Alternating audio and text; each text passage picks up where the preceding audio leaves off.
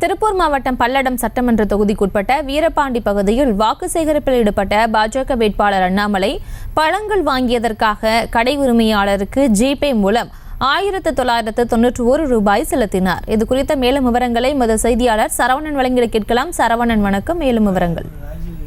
வணக்கம் பிரியங்கா. இன்று காலை 6:30 மணி அளவுல திருப்பூர் மாவட்டம் பல்லடம் சட்டமன்ற தொகுதியான கோவை பாராளுமன்ற தொகுதி மங்களம் பகுதியில அக்ரகாரப்புதூர் பகுதியிலிருந்து ஆரம்பித்தார் அண்ணாமலை.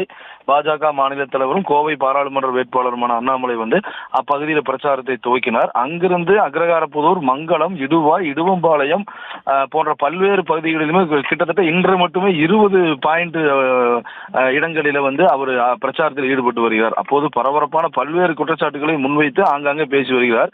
வழிநடுகளிலுமே மக்கள் ஆங்காங்கே கூட்டமாகவே குழந்தைகள் மோடியுடைய மாஸ்குகளை அணிந்து கொண்டுமே பல்வேறு உற்சாக வரவேற்புகள், மேலதாளங்கள் முழங்க பட்டாசுகள் வெடித்து நடைபெற்று வருகிறது.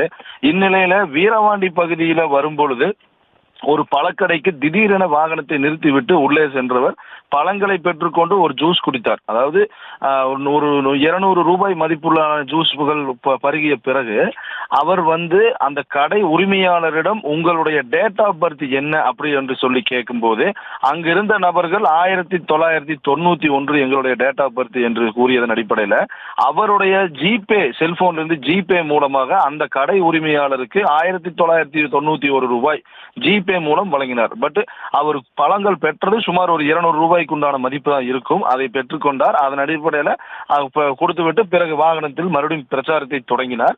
அங்க இருந்த அனைவருமே அவரிடம் செல்ஃபி எடுக்கிறது போன்ற பல்வேறு விதமான பிரச்சாரங்களும் அவருக்கான ஒரு உற்சாக வரவேற்புகளும் அளிக்கப்பட்டு வருகிறது. விவரங்களுக்கு நன்றி சரவணன். செய்திகளை உடனுக்குடனும் துல்லியமாகவும் தெரிந்து கொள்ள சப்ஸ்கிரைப் பண்ணுங்க.